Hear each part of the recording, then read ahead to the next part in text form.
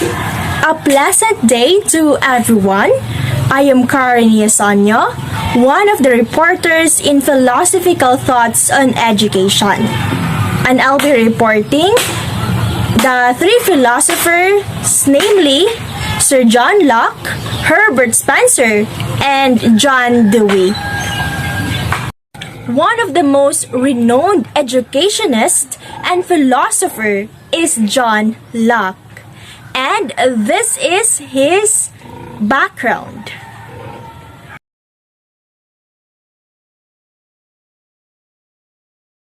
The English term empirical derives from the Greek word which is cognate with and translate to the Latin experientia, from which we derive the word experience and the related experiment. The term was used by the empiric school of ancient Greek medical practitioners who rejected the three doctrines of the dogmatic school, preferring to rely on the observation of phenomena. The term empiricism has a dual etymology, stemming both from the Greek word for experience and from the more specific classical Greek and Roman usage of empiric, referring to a physician whose skill derives from practical experience as opposed to instruction in theory. John Locke is considered to be an empiricist educator. Do you have any idea if what is an empiricism? So when we say empiricism, these are the people who are an empiricist who believe that the knowledge of the world is based on one's experience. So meaning everything, including the knowledge you have gained and who you are, is based on your own experiences. In short, the people around you, including the society, has a big impact on your becoming. Moreover, John Locke is very known in his theory that the child was born as tabula rasa, or a blank slate. When we say tabula rasa, or a blank slate, this means that humans are shaped entirely by the experiences and not by the pre-existing biological mechanisms. The child is inherently good nor bad, but the child character is based on his experience and dealings on his surroundings. So John Locke is trying to say that as young as possible, we need to be surrounded by good things, good community, and good people, so that as we grow old, we'll become a good person. John Locke questioned the traditional view that knowledge came exclusively from literary sources such as Greek or Latin. He also believed that the learners learn for authentic experiences and they are active agents of their own learning. He also negated the divine rights of the kings. In other words, he believed that no one is destined to be a ruler forever because people should establish their own government and select their own political leader.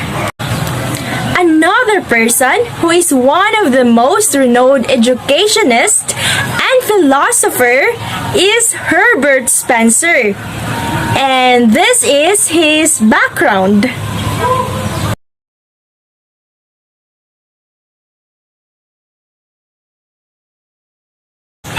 Spencer's concept of survival of the fittest means that human development had gone through an evolutionary series of stages, from simple to the complex and from the uniform to the more specialized kind of activity.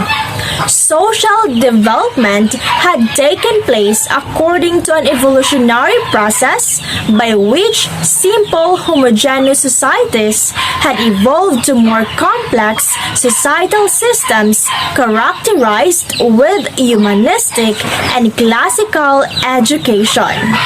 Industrialized society require vocational and professional education based on scientific and practical or utilitarian objectives rather than on the very general educational goals associated with humanistic and classical education. curriculum should emphasize the practical, utilitarian, and scientific subjects that helped humankind master the environment. Was not inclined to rote learning, schooling must be related to life and to the activities needed to earn a living. Curriculum must be arranged according to their contribution to human survival and progress. Science and other subjects that sustained human life and prosperity should have curricular priority since it aids in the performance of life activities. Individual competition leads to social progress. He who is the fittest survives. That is according to Ornstein in the year 1984. John Dewey is one of the most prominent figures in the field of education and known in his theory, learning by doing or through experience. And this is his background.